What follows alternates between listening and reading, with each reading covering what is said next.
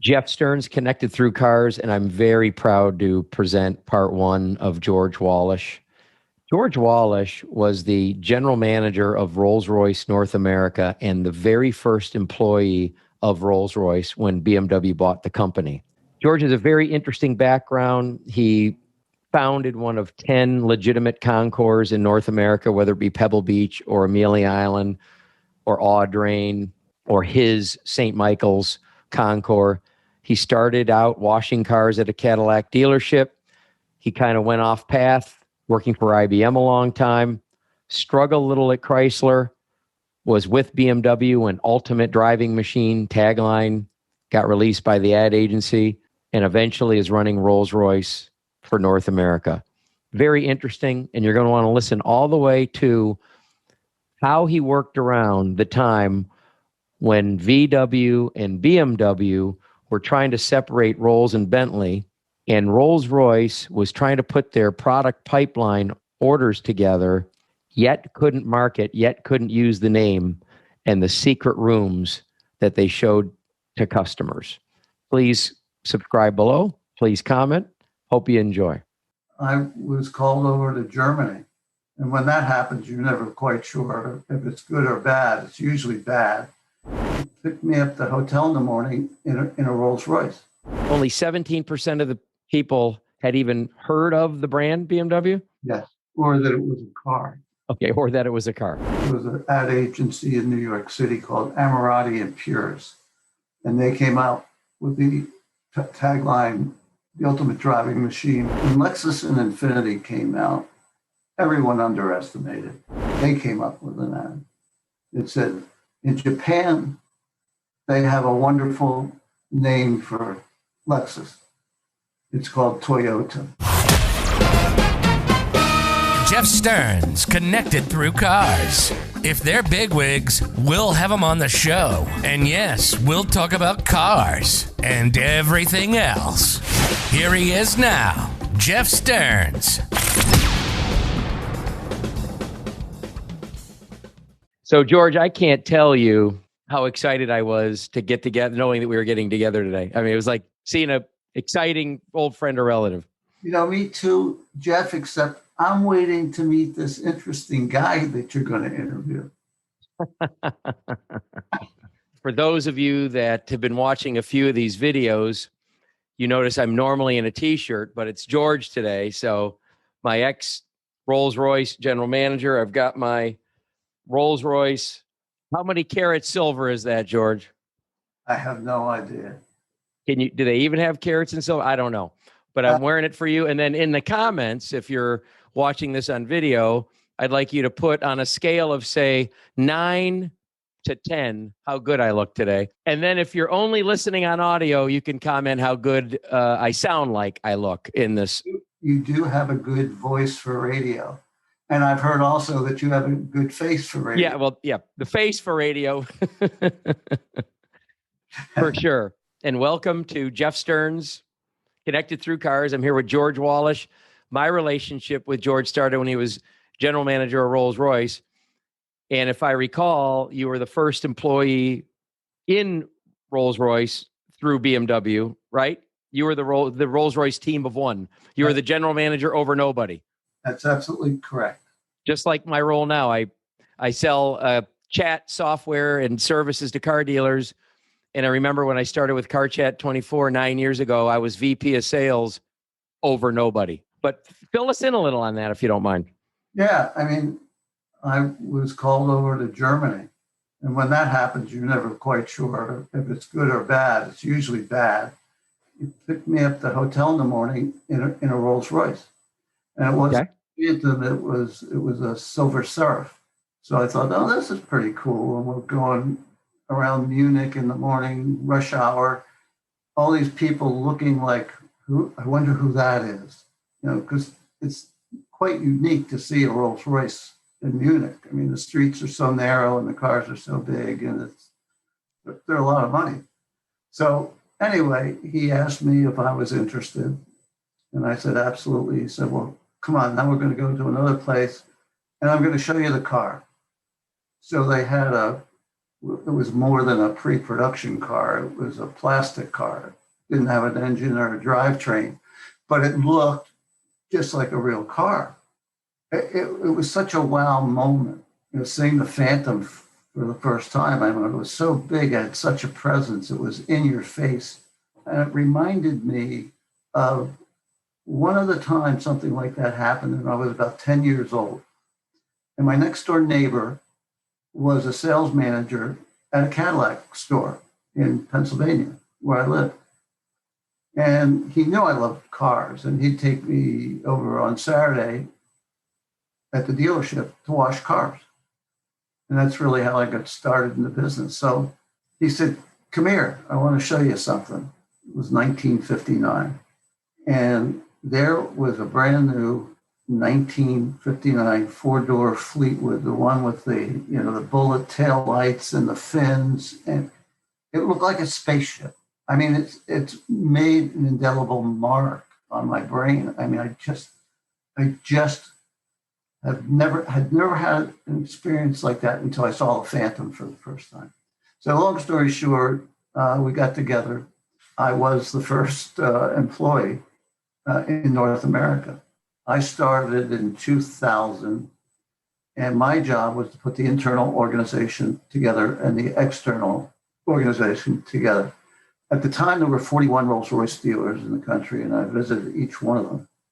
And we had no relationship with them because their relationship contractually was with Volkswagen.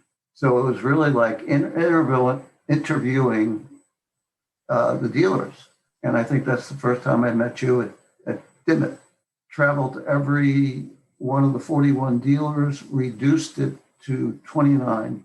Rolls-Royce was clearly over-dealerized and suffered from a profitability issue from the dealer standpoint. And you probably remember these days when some guy wanted a Rolls-Royce, got his secretary, or he called all over the country and wanted to get the best deal, and didn't matter where he lived. Or we reduced the number of dealers from 41 to 29. Didn't have any litigation problems because we weren't canceling them. Volkswagen was. So that was the beginning of my life with Rolls-Royce. And George, if I could just interject here, we'll talk about it later in our conversation. But when you say Volkswagen, so prior the dealer relationships were with the parent company of Rolls and Bentley called Vickers. Rolls and Bentley goes up for sale. It'll be your story to tell. I'm not going to upstage you. But VW and BMW were two of the suitors trying to get the brand. And VW at the time got everything, but not quite everything. And I'll let you tell that part. But in the small interval, it had been owned for Vickers for a long time. Rolls-Royce was owned by VW for a minute, and still, I think, had some parts supply obligation, if I'm not mistaken. Not just parts. We had a contractual agreement to provide them with BMW engine. Okay. Yeah, the V12 engine. So it was more complex than parts.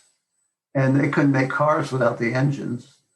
And so the way we worked it out was that we would agree to provide them with the engines, drivetrains for the Rolls-Royce.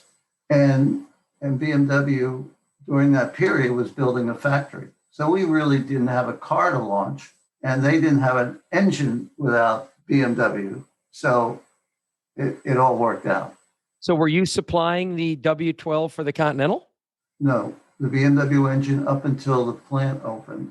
And by that time, they had been bought by Volkswagen, and they were making their own engines in Crewe.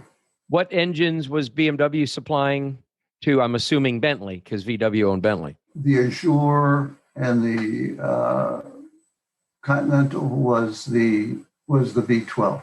Got it. So you were supplying for the original Crewe England built Bentleys, their engines. Okay, got it. Thank you. Now there's another facet to this. Volkswagen was trying to sue BMW because BMW was buying Rolls-Royce at a much less expensive point than Volkswagen was. We all know too well, especially in the retail business, the importance of relationship management. Eberhard von Kuenheim, who was the chairman of BMW, had a very good relationship with Sir Ralph Robbins, who was the chairman of Rolls-Royce PLC, the aero engine company. And so because we had this relationship, they agreed to, it was at the beginning of the EU, and there was a demand for mid-range aircraft fly between the major cities of the European Union. So Rolls-Royce didn't have the money to invest in a mid-range engine. So we went and we lent them the money for stock, and therefore BMW had some ownership of Rolls-Royce PLC. And so since we were very close with Sir Ralph Robbins, he agreed to sell it to us. And that's the very short, cumbersome story of how we acquired Rolls-Royce. Got it. Okay, well, let's keep it to the short story now, because the longer story is very interesting. So, but you're a car guy through and through, and we'll get into St. Michael's Concours, et cetera. But I mean, your start was washing cars at a dealership. Right. In 1959 in Ardmore, Pennsylvania. And then you ended up not a car guy with your first real career, Xerox. That's correct. Yeah, that was my first job out of college. And I loved it. It was a great company. Loved it. But didn't care about selling copies per second and plain paper copy, plain paper. So I left Xerox and went to work for Chrysler. And as much as I liked Xerox, I didn't like Chrysler. Chrysler was really, really difficult. They were going through tough times. Everybody was getting laid off. And I hadn't. And I had a friend of mine that I worked with who had gotten laid off, went to work for BMW. And I had dinner with him one night afterwards, and I said, how do you like working for BMW? He said, it's great. It's just great. Love the car, love the company. I said, do they have any openings? Because I could tell the hammer was going to drop one of these days. And he said, no. Well, he said, there is one opening, but it's out in Michigan, Ohio, and Indiana. You don't want to go there. And I said, yeah, I do. My wife's from Michigan. She'd love to get back to Michigan. So I went and interviewed for the job at BMW, and I got it. And my wife was thrilled to death. And I was too. It was a fabulous company. We used to say, I was going to mention this about Rolls-Royce. Rolls-Royce, it's the only 100-year-old startup. But BMW was so new that you kind of made up the rules as you went along. If you didn't like those rules, you made another set, a different set. And we were only selling 14,000 cars a year in the United States. When you say, BMW is so new that if you didn't like the rules, you make another set, that's interesting to me because I understand something in startup mode where you have to be able to pivot, but I also know it's German owned, which is known to be a little rigid in culture. Yes, especially when it comes to the finances. But Churchill had a great saying about the Germans. You may have heard this. They're either at your throat or at your feet. And they were at our feet because we were taking this small company that was selling 14,000 cars and started on a march. When I retired, we were making 400,000 cars a year. We're selling 400,000 in the United States. So, what part of Detroit were you running around? Well, I had Michigan, Ohio, and Indiana, but my wife was from Grosse Pointe, and so that's where we settled. You married money. Excuse me. She sure did. Anyway, by the time. Well, my dad was a dealer in Royal Oak, by the way, independent. BMW, you're calling on dealers in the mid 70s. Yep. And how did that go? I mean, it was a startup. I mean, It wasn't like you could have a lot of control over franchises like you could. I mean, not that you fully control them, they're independently owned, but manufacturers have a lot of control in certain aspects of franchises now, that's for sure. How was it with BMW in 75 with dealers? It was tough. It was tough. I mean, it had been under the previous importer, Max Hoffman Motors Corporation. He was a distributor before BMW bought him out. And he knew that he was going to be selling out to BMW AG. And he kept ordering cars because he bought it on a per car basis. You know, the factory was pushing cars on dealers and there was no margin in them. There was the awareness level in 1975 when I took over was 17%. The awareness level of a BMW, and half the people thought that was British Motor Works. So in 1975, through polls or surveys, only 17% of the people had even heard of the brand BMW? Yes, or that it was a car. Okay, or that it was a car. And half of those people didn't even know what BMW stood for. It was British Motor Works. Right, as opposed to Bavarian. Okay, so that's a different time for anyone watching now. I mean, obviously, BMW is as strong, probably as almost as Coca-Cola now. The brand has grown by leaps and bounds, and the reputation of the company, which is one of the reasons that we bought Rolls-Royce, is Mercedes had these wonderful bloodlines, you know, the SSK and all these wonderful cars. BMW had no bloodlines. And so the strategy was to buy Mini. This is BMW. To buy Mini as the entry-level car, have a great line of cars in the middle, and then have the best car in the world at the top. In the entry level, 75, what was that, 1600 or 2002? Well, the entry level, it goes back to the Isetta, you know. But you didn't have Isetta. No, I joined the company in 75. Well, and I think the ultimate driving machine tagline came out in 75. Yes, it did. It was an ad agency in New York City called Ammirati and Puris. And they came out with the tagline, the ultimate driving machine, which is still used today. That's an amazing feat of advertising there. I mean, how many taglines get used that long? 45 years. I could name 3 or 4 that Lexus has had since came to the United States. So any stories, any conflicts with dealers, any problems with dealers? No, I mean, we were growing by leaps and bounds. I mean, dealers were making a lot of money for the first time. And there was more demand than supply. We came out with new models, you know, 4-wheel drive for New England and convertibles for California. And they were hitting it out of the park every time. So when you joined the company, it was not easy to sell a BMW and the margins were very thin for the dealer. When did this leaps and bounds vehicle shortage profitability start? In the 80s. By 1984, I had become a senior executive with the company, which if I had stayed with Chrysler, I'd have been a parts rep in Toledo, you know?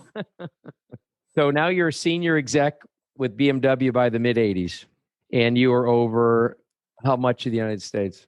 Well, it got to the point where I was general sales manager in the late 80s and had responsible for the entire country. Okay, so general sales manager over North America. Nice. But I heard that you earned a reputation for a little bit of a troubleshooter. My nickname was Mr. Fix-It. Mr. Fix-It. We had 4 regions in the country, and I ended up going to 3 of the 4. So, George, I'm going to ask you a question that I hope doesn't put you on the spot. But I was a reasonably successful retailer for a long time, over 25 years, in management for almost 25 years. And I was able to take stores that were underperforming and get them to perform. I'd always imagined that it was because of some kind of retail customer-facing action or plan, including, I had a brand that we grew 20% when a market was down 80%. So I never, and I'm saying this with respect, I never thought of the manufacturer having anything to do with me getting more cars sold. So how did you go in when car sales were down as the factory? I used to tell the guys in the field, you have to understand two things. One is you're from the factory and the dealer doesn't like you. And the second is you're from the factory and the factory doesn't trust you. And whenever you can gain someone's confidence and convince them that you're genuinely out to help them, I never met a dealer that wouldn't meet me halfway. I mean, we were talking about relationship management earlier. It's all relationship management. Well, I knew that you were fabulous with the relationships, no doubt about it. You were a super guy to work with when we were working together. But what could you do as general sales manager of BMW? You said you went into a few markets that were underperforming or struggling, and you helped turn them around. I understand you're not taking all the credit, but what could you do from your role? I was just an average guy who liked people, got along with people, got the numbers on the scoreboard, and didn't piss anybody off. So as Mr. Fix-It, though, someone says, hey, George, this territory, what would you do, whether it was you physically or you encouraging a dealer or through relationships to get the numbers going in that area again? It wasn't so much going into dealerships and telling them how to do it, because I'd never sold a car retail. It was, okay, part of my territory is New England. We didn't have a four-wheel drive. We got the factory to provide us with vehicles that had all-wheel drive. We'd start marketing that factor, and sales went up. I mean, it's that, I don't mean to say it's simple, but some of these weren't difficult things. They were just things that we listen to dealers and respond to what they're telling us they need to increase sales. So to you, I mean, you're a humble guy. You don't take a lot of credit. You keep saying I'm just a regular guy, but the prior reps before you came walking in were not spotting, we need an all-wheel drive. And once we provide the all-wheel drive, we got to give now let me explain. If you're not in the car business, there's tier 1, tier 2, and tier 3 advertising and marketing. So tier 1 would be national advertising. Tier 2 would be regional advertising, which of course in New England, we would talk about our all-wheel drive and we wouldn't run that ad in Florida, Southeast region. And then tier 3 would be the dealer doing his or her own advertising that would be synergistic with the manufacturer advertising. Yeah, I mean, the factory usually would do or should have done strategic advertising. And the tactical, lease a 320 for $299 a month, that would be the tactical advertising.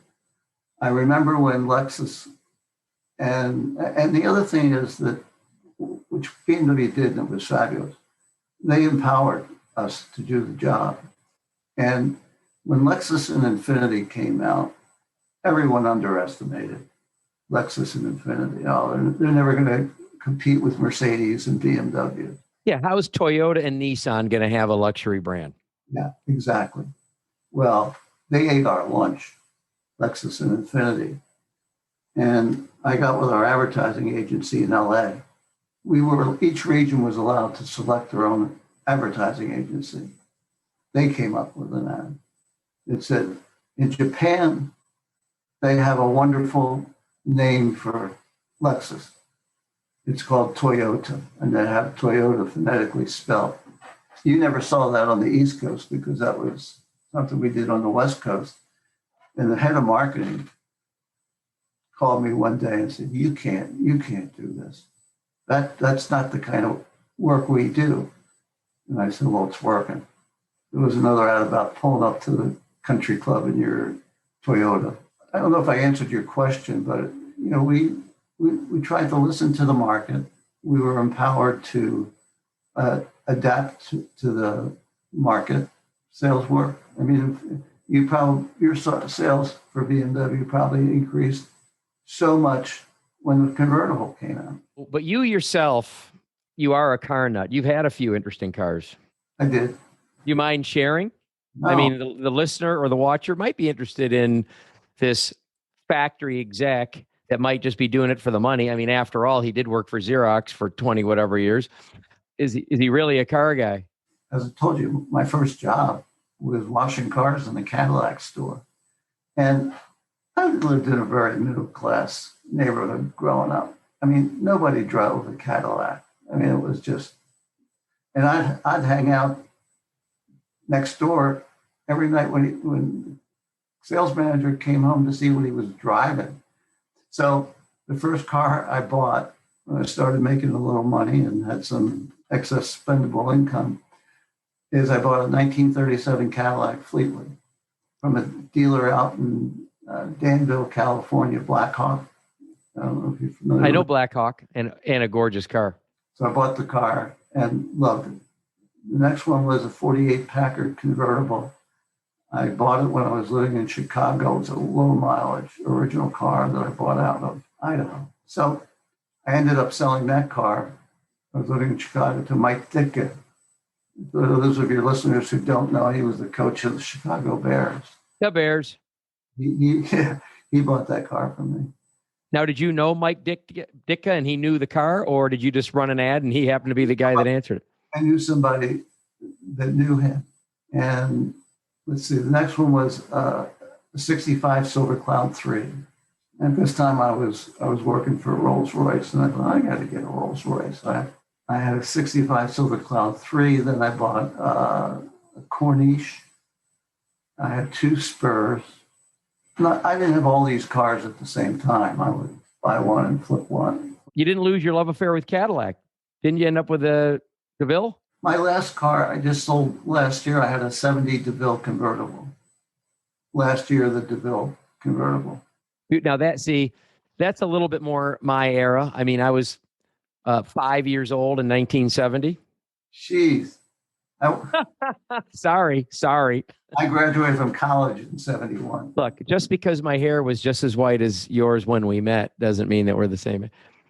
But the cars, I remember when I started noticing cars around probably age 5, because I can remember the cars that my neighbors had. And I remember a DeVille that may have been a 69, 70, 71, 72, something like that. But I could get very excited about that car. That's a beautiful car.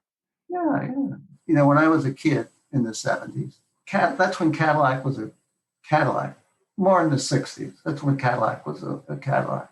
And it was an aspirational vehicle. But I was a little different. Most of the guys my age were looking at Plymouth Roadrunners and GTOs and Mustangs. Well, Cadillac really was the car. And today, people that don't remember any of that era, of course, I wasn't around in the 60s to remember when it was such an aspirational car. But God knows, selling cars my whole life, I've run into enough people from that era to know. And it's ingrained in me that Cadillac really was the car, whether you were a successful businessman or a gangster or whatever. When did Dimmitt go in business with Cadillac? Well, when I started at Dimmitt in 96, it was an 85-year-old store. Oh. And they were actually Southeast United States distributors of Buick in the 40s. So they did okay. Cadillac, though, being the most aspirational car, I mean, Rolls-Royce was a thing then, to the ridiculous aspirational, like almost not attainable. And then BMW and Mercedes were really unknown, esoteric, the weird guys, the leather patches on the tweed jacket. You got it. That was a strange. Volvo was kind of a odd. That was really odd. Person. Saab was a weird, odd person. And then Lexus, Infiniti were not a thing at the time. And Lincoln was really, if you couldn't quite afford a Cadillac. Am I right? Basically, yes. Yeah. And George, you have, I mean, really, you're underplaying how much of a car nut or gearhead you are. Can you talk to us about your CONCOUR? Another venue that we did a lot was like Pebble Beach, the CONCOUR at Pebble Beach and Amelia Island. And So when I retired in 2005, and I wanted something to do, but I didn't want to get paid for it.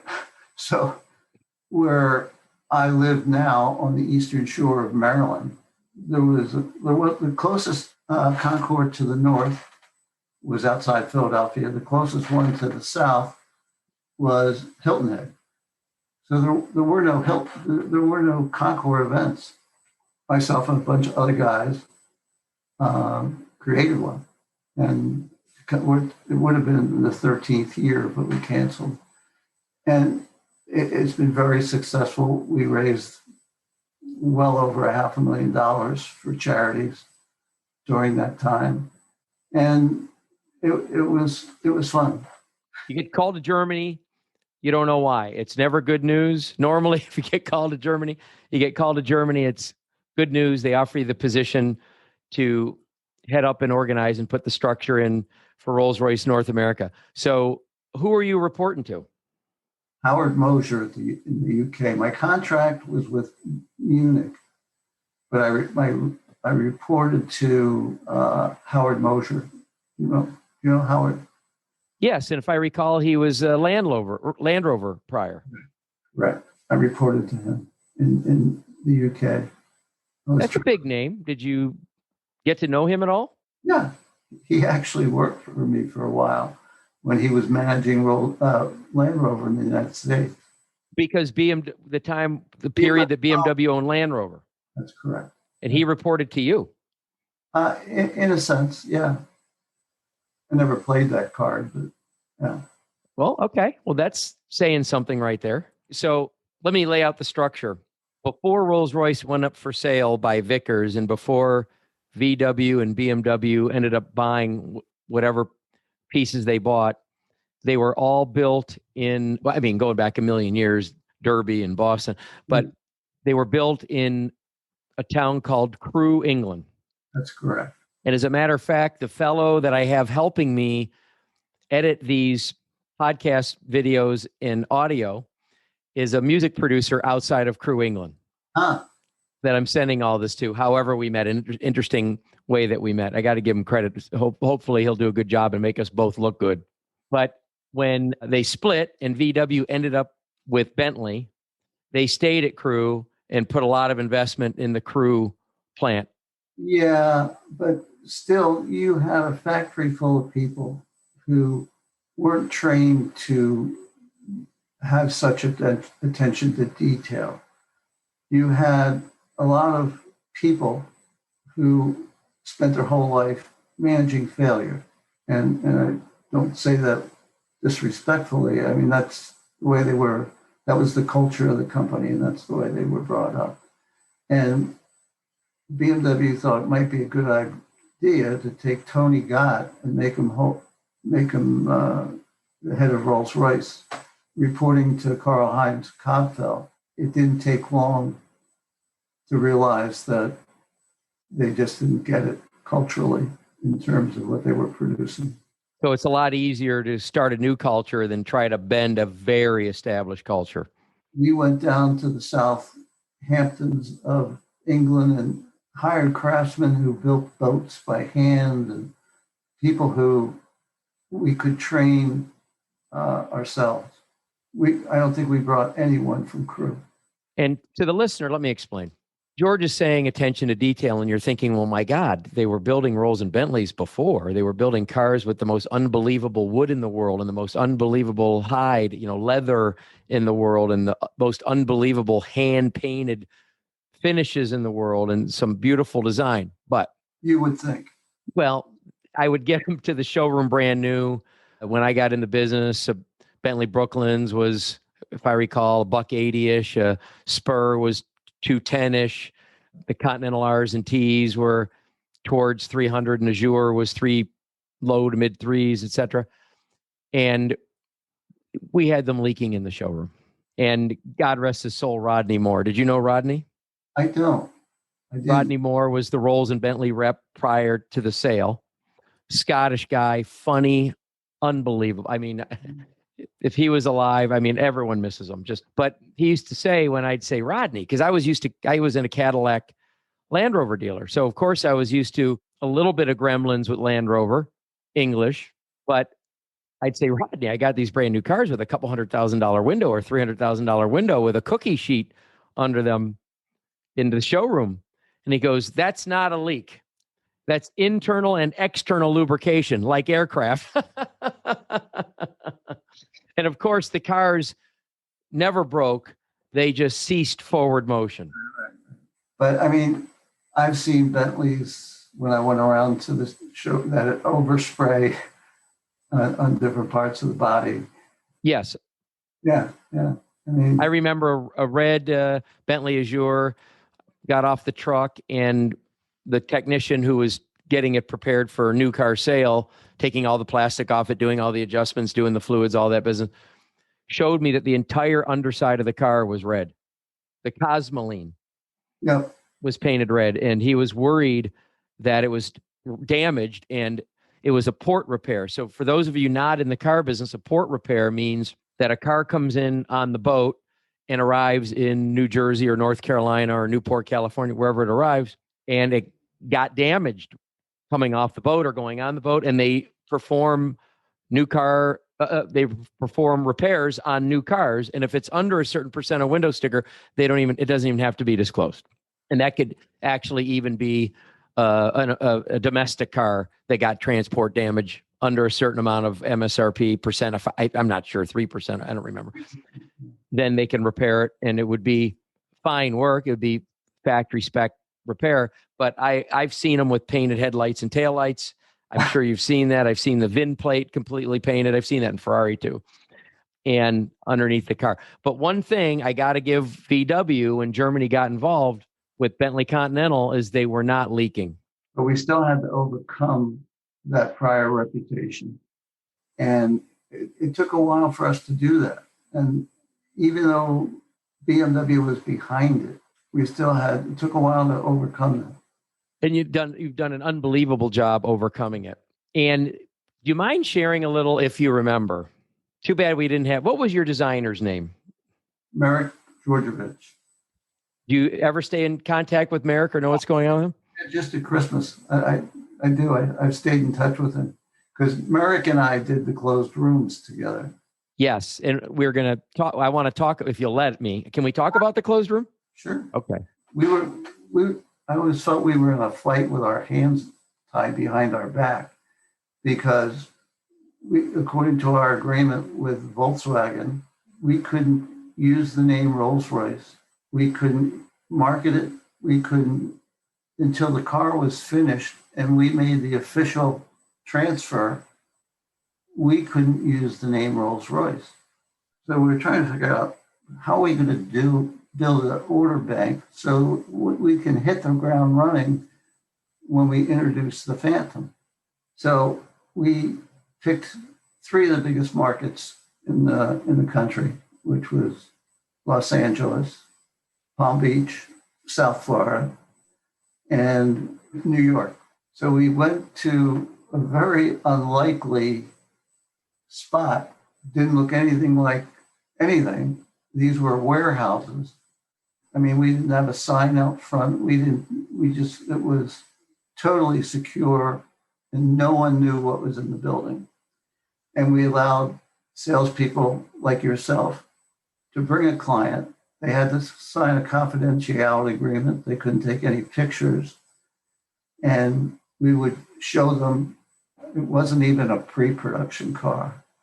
It was mostly made out of plastic, but it looked like it had real leather, it had real wood, no engine or drivetrain, and asked the customer or prospect to sign a confidentiality agreement that they didn't see what they saw. I think, Jeff, you did as well, I think, you had to sign a confidentiality agreement.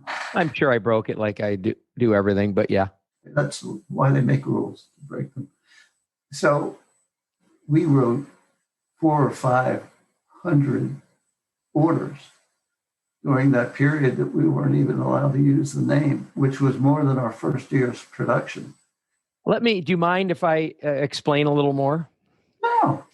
So I want to really give the idea because it's not like we can show a picture of it or a video of it. So imagine how fun this was. So I'm a retailer. I have years of relationships with exotic car customers. And George says, I would like you to invite your very best clients to come see the car. You're going to have them sign a confidentiality agreement before they come. You'll have to do the same. Now, when I said I broke the rule, I'm under confidentiality, but I'm having to explain to my clients what this thing is. So we are being surgical and cautious, if not stone confidential, right?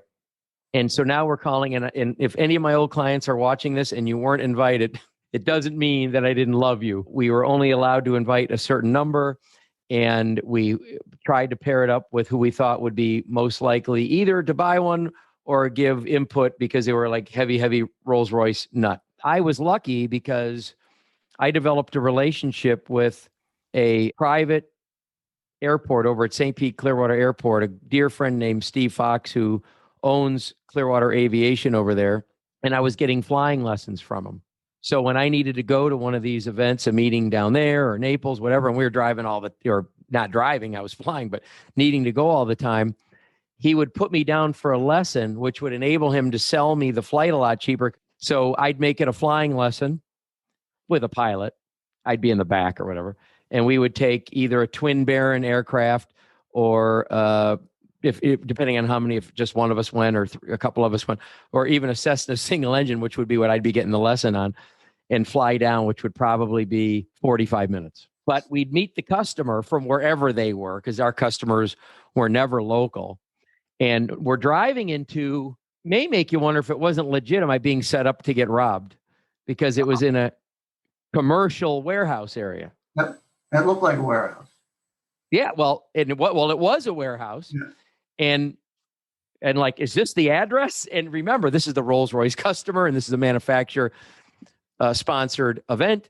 So they're used to getting wine and dine and hospitality and all of that business, which with whatever brands they work with in their lives, yacht builder, watch, spirits, cigars, the world they live in, they're always getting entertained by various manufacturers or marketing. And we're all looking like, could this be like, is there something wrong with the map? This has been Jeff Stearns, Connected Through Cars.